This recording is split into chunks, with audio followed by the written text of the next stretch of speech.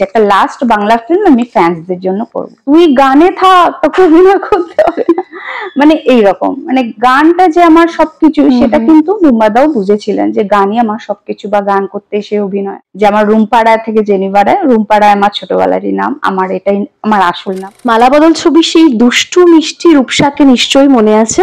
হ্যাঁ জানি, সোশ্যাল মিডিয়ায় অনেক দিন ধরে সেই অভিনেত্রীকে খোঁজার একটা, আমি অনেক কমেন্টস পড়েছি মানুষের, অনেকে লিখেছেন কোথায় গেল সেই অভিনেত্রী। সেই অভিনেত্রীকে অবশ্যই বললেও ভুল হবে, মানে পাওয়া গিয়েছে, মানে খুঁজে বের করেছি। জেনিফার রয়, আপনাদের সকলের প্রিয় সেই দুষ্টু মিষ্টি রূপসা। দিদি কেমন আছেন আগে শুনে? নমস্কার, ভালো আছি, তুমি ভালো আছো? আমিও খুব ভালো আছি। দিদি এখন কি করছেন আপনি আগে জানি? আমার তো পরপর এখন, যেহেতু গজলে, এটা আমার সব ফ্যান্সরা জানে, আমি টোটালি গজলে চলে গেছি, আর গান নিয়েই ব্যস্ত। গজল আমার খুব হিট করেছে, অনেকগুলো অ্যালবাম, এবং তারপর থেকে আমার গজল নিয়েই চলা।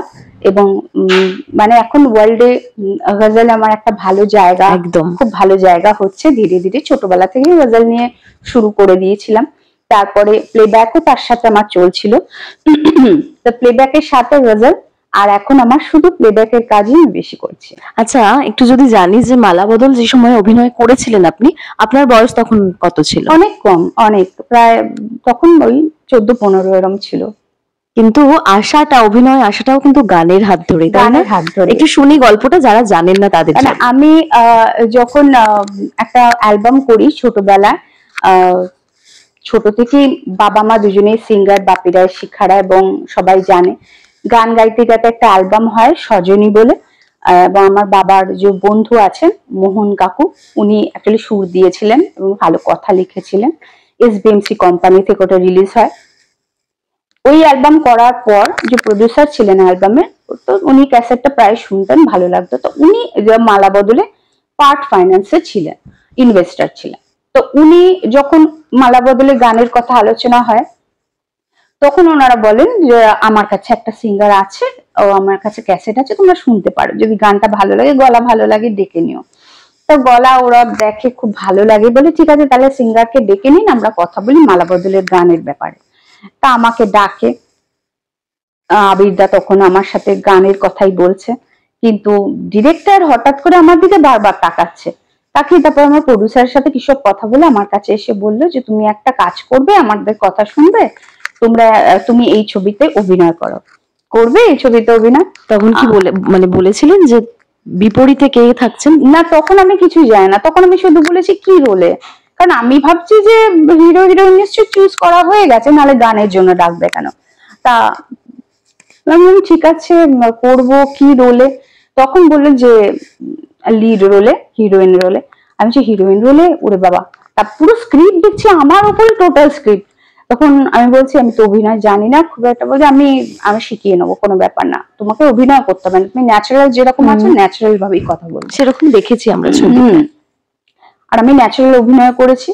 আর এই ছবিতে তখন উনি বললেন যে তুমি সবকটা গান তোমারই লিপে, সুতরাং তুমি যেরকম গানে এক্সপ্রেশন দিচ্ছ সেরকম ফেসে এক্সপ্রেশন দেবে, তো তুমি তো গান গিয়ে অভ্যস্ত, সুতরাং এক্সপ্রেশনটা তুমি সেরকম ভালো করে তুমি বুঝবে, তুমি সেইভাবে আমরা ওয়ার্কশপ করাবো, আমরা শেখাবো, কোনো ব্যাপার না। তখন আমাকে বললো যে তোমার অপোজিটে কে হিরো আছে জানতে চাইবে না? তখন আমি বললাম যে কে আছে, বলে প্রসেনজিৎ চ্যাটার্জি। আমার তো শুনে আরো বেশি ঘাবড়ে গেছি যে এত সবাই, কারণ আমার কো সিঙ্গার শানুদা গাইছে, আমার হিরো প্রসেনজিৎ, আমার মা সুমিত্রা দেবী, মাসি রুমা গৌর ঠাকুর, মানে সবাই বড় বড় লিজেন্ড। তার মধ্যে আমি খুব মানে ভয়ের ভেতরে ছিলাম যে আমি যদি ভালো করতে না পারি, আমার যদি বড় বদনাম হয়, সেগুলো ভাবছি। তো যখন রিলিজ হয়, আর রাজও প্রচুর খেটেছে আমার পেছনে, রাজের জন্য পসিবল হয়েছে আজ এত ভালো অভিনয়, যে প্রশংসা আমি পেয়েছি আমার একার জন্য নয়, রাজ, কারণ ডিরেক্টরের বিশাল বড় হাত থাকে, ডিরেক্টর ভালো করে করিয়ে নিতে পারে, তো আমাকে সেইভাবে করিয়ে নিয়েছে। ডিস্ট্রিবিউটর পাড়ায় যারা যারা দেখেছে তারা বলেছে এটা কি নতুন হিরোইন, বলে হ্যাঁ, তো অভিনয় দেখে বোঝা যাচ্ছে না এত ন্যাচুরাল অভিনয়, বলছে না আমরা করিয়ে নিয়েছি। তারপর তো গান এত হিট করেছে, সামনের সাগর অথই সাগর, এই গানটাই একটু শুনবো আগে, তারপর আবার বাকি কথায় আসবো, কারণ এই গানটা না শুনলে এখন মোটেই হবে না। ঠিক আছে, গানটা একটু গাইছি। পুলকদার লেখা, আমরা জানি পুলকদার হাতে তো মা সরস্বতী ছিল, তো সেই পুলকদার লেখা আবির মুখার্জির সুর, এবং দীঘাতে শুটিং হয়।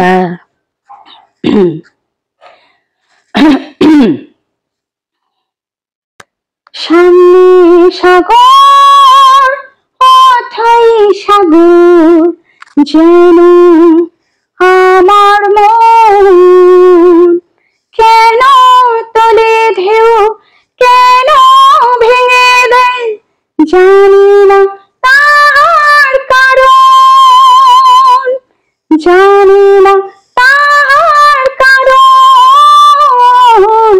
জানি না তার কারণ।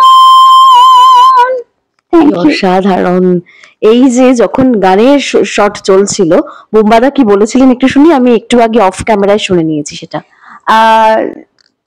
এই ছবিতে সবকটা আমার গান, আমি সবকটাই গেয়েছি, উষাদি গেয়েছে একটা, পম পম যে আছে অঞ্জনা মুখে লিপে।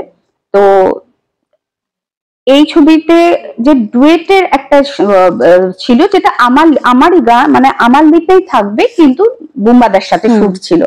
তা সেই সময় বুম্বাদা রাজকে বললো, রাজ ওকে গানের লিরিক্স গুলো একটু শিখিয়ে রাখো, কারণ ও তো নতুন, পটপট করে যদি ভুলে যায় বাবা এনজি হবে। তখন রাজ বলছে যে ওকে কি বোঝাবো, ও তো নিজেই গেয়েছে গানগুলো, ওটা মুখস্থ। হ্যাঁ, ও গানগুলো গেয়েছে, বাবা কি ভালো গিয়েছে, কি ভালো গলা, এই তুই গানে থাক, তোকে অভিনয় করতে হবে না, মানে এইরকম। মানে গানটা যে আমার সবকিছু, সেটা কিন্তু বুম্বাদাও বুঝেছিলেন যে গানই আমার সবকিছু, বা গান করতে সে অভিনয়। তো আজ কিন্তু নতুন করে মালাবদল যেন জীবন্ত হয়ে গেছে, এবং সোশ্যাল মিডিয়াতে যে এত মানুষ, তখন কিন্তু রিলিজের সময় আমরা গুণাক করে বুঝতে পারিনি যে মালাবদলকে এত ভালোবেসেছে। সেই সময় তাহলে আমি আরো কিছু বাংলা ছবি নিশ্চয়ই ফ্যান্সদের জন্য করতাম, কিন্তু তখন যেহেতু আমি গজল নিয়ে বিজি হয়ে বম্বেতেই থাকতাম, সেই জন্য না আমি সেইটা বুঝতে পারিনি। কিন্তু আজ আমি রিয়েলাইজ করছি যে সত্যি আমার ফ্যান্সদের আরো কিছু ছবি দেওয়া উচিত ছিল। হ্যাঁ, তাও ফিল্মে তো আমি প্রচুর গান গেয়েছি, সে ফ্যান্সরা শুনছে। আমি 50টার উপরে বাংলা ফিল্মে গান গেয়েছি, 800-র উপরে আমার অ্যালবাম আছে নানান ভাষায়, ভোজপুরি, পাঞ্জাবি, তারপরে তোমার উড়িয়া, আরো প্রচুর ভাষাতে, আর উর্দু, হিন্দি তো আছেই। তা সেই জন্য এখন যেন জীবন্ত হয়ে গেছে, এত রিলস বানাচ্ছে সামনে সাগর নিয়ে। তা আমার এটা সাকসেস যে আমি গানটাকে নিয়ে এগোতে চেয়েছিলাম, আমার গান আজকে সাকসেস হয়েছে।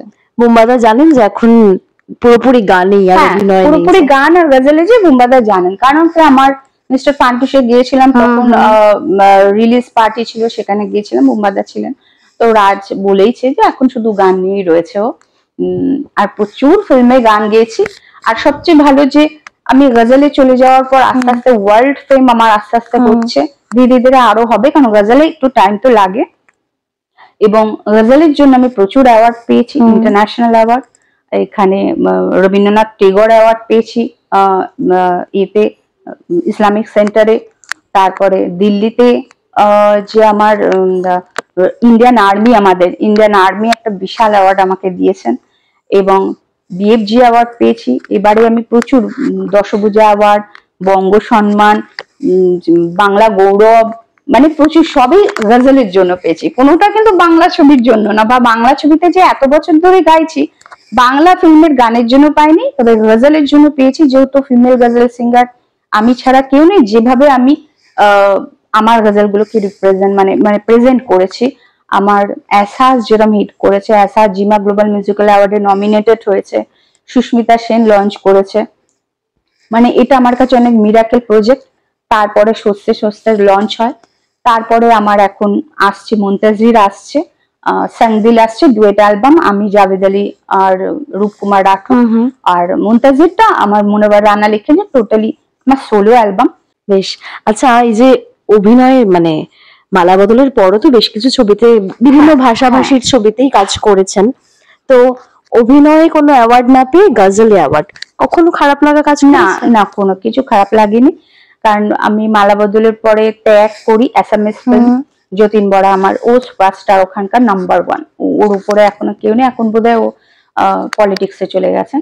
তো তারপরে আমি সাঁওতালি ছবি করি, সেখানেও গান গাই। তারপরে আমি এই শুধু আমার গান, খুব ভালো বাংলা ফিল্ম, ওটাতে আমি সবকটা গান আমার, এবং আমি ওতে হিরোইন, এবং ওটা টোটাল সিঙ্গার ওরিয়েন্টেড ছবি, ওটা করি।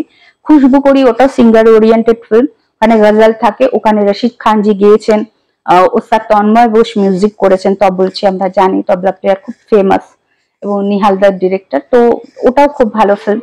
তা ওটা রিলিজ হয়নি বোধ না, ওটা এখনো রিলিজ হয়নি, ওটা কমপ্লিট হয়ে আছে, ওদের মধ্যে কিছু সমস্যা চলছে, তা সেগুলো কমপ্লিট করে ওরা রিলিজ করবে। বাংলা ছবিতে ফেরার ইচ্ছে আছে? না, বাংলা ছবি আমার লাস্ট একটা করার, কারণ খুব ফ্যান্সরা বলছে আপনি গজলে থাকুন, ঠিক আছে, গজলে একটা বিরাট জায়গা করুন, পুরো ওয়ার্ল্ড ফেম করুন, সেটা আলাদা বিষয়, কিন্তু বাংলার জন্য তো কিছু করুন। হ্যাঁ, বাঙালি যখন আপনি, পিওর বাঙালি, আবার ব্রাহ্মণ আমরা, তো জেনিভাটা তো আমাকে চার্চের ফাদার গিফট করেছিল, সেই জন্য। কিন্তু অ্যাকচুয়ালি আমার নাম রুম্পা রায়।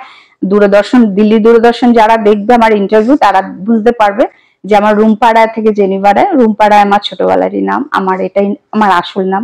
তো ফ্যান্সদের আমি জাস্ট বলেছি যে আমি একটা লাস্ট বাংলা ফিল্ম গান ওরিয়েন্টেড করব, সেখানে অবভিয়াসলি লাভ স্টোরি, কোন রকম খুব অ্যাকশন কম থাকবে, লাভ স্টোরি থাকবে। যদি আমি গজলে খুব ব্যস্ত না হয়ে পড়ি, বা গজল অ্যালবাম যে দুটো আমার টার্গেট, ওই দুটো রিলিজ হয়ে যাবার পরে আমি ডিসিশন নেবো যে আমি বাংলা ছবি লাস্ট করব কিনা। তবে আপাতত বলে রেখেছি একটা লাস্ট বাংলা ফিল্ম আমি ফ্যান্সদের জন্য করব। যেহেতু লাভ স্টোরি শুনলাম, তাহলে নিশ্চয়ই হিরো একটা ভাবনা চিন্তা রয়েছে মাথায়। হিরো প্রথমে আমরা ভেবেছিলাম প্রিয়াংশু করবো, কিন্তু এখন ডিসাইড করিনি কে করবে। মানে যেহেতু এই লাভ স্টোরিটা তো একটা ম্যাচুয়ার লাভ স্টোরি, এটা না যে কোনো বাচ্চা বা কলেজ দেখানো বা স্কুল দেখানো, সেরকম তো দেখানো যাবে না, এটা একটা ম্যাচুয়ার লাভ স্টোরি। তা সেটা কে হিরো হবে সেটা যখন আমরা ফাইনালিস্ট করবো টোটাল, তখন আমরা দেখবো কে হিরো আমার সাথে ম্যাচ করবে, কিরকম হিরো নিলে ঠিক হবে, সেটা তখন দেখবো। বেশ। এবং গজলকে নিয়ে কাটিয়ে দিয়ে জীবনের অনেকটা সময় কিন্তু কাটিয়ে দেওয়া। বিয়ে কেন করেননি? না, এটা আছে গানের জন্য, কারণ গানে একটা বাধা চলে আসে না, বৈবাহিক জীবনে ঢুকলে কি অনেক রকম বাধা, প্রচুর বাধা, আর অনেক রেসপন্সিবিলিটি থাকে। রেসপন্সিবিলিটি পালন করে সেটা করা মানে নিজের কেরিয়ারে এগোনো, কারণ একা থেকে যতটা সুইফট এগিয়ে যাওয়া যায়, বৈবাহিক জীবনকে কাঁধে নিয়ে এগোনো একটু টাফ হয়ে যায়, বিশেষ করে এখন এই সময় এই পরিস্থিতিতে।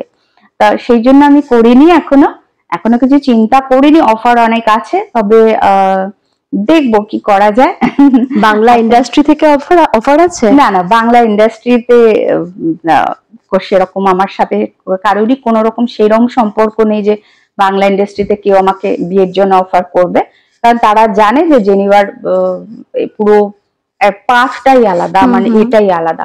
বিদেশে যাই শো করতে, বিদেশে অনেক অফার ছিল, সবকিছু ছিল, কিন্তু আমি সেখান থেকে সরে এসেছি, যেহেতু আমাকে গানে অনেক বড় হতে হবে, আর গজলে ধীরে ধীরে ধীরে একটা আইকনিক জায়গায় আমি পৌঁছবো।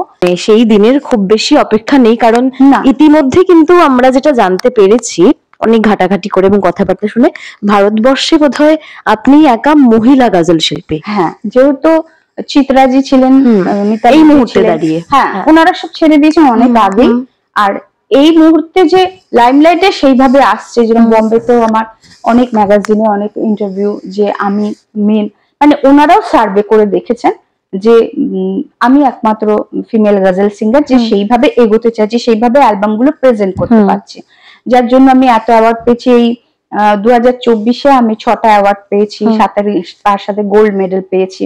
তো কলকাতা তো দিচ্ছেই, তারপর ইন্টারন্যাশনালি দিচ্ছে, এবার মানে আরো ভালো ভালো অ্যাওয়ার্ড পাওয়ার ইচ্ছা আছে গজলকে নিয়েই। নিশ্চয়ই গাইবেন। শেষ করব একটা গান দিয়ে, গজল দিয়ে। बहुत ही बावफा लगने लगा है, वो क्या है और क्या, वो क्या है और क्या लगने लगा है, बहुत ही बावफा लगने लगा है। থ্যাংক ইউ সো মাচ, খুব ভালো থাকুন। Thank you.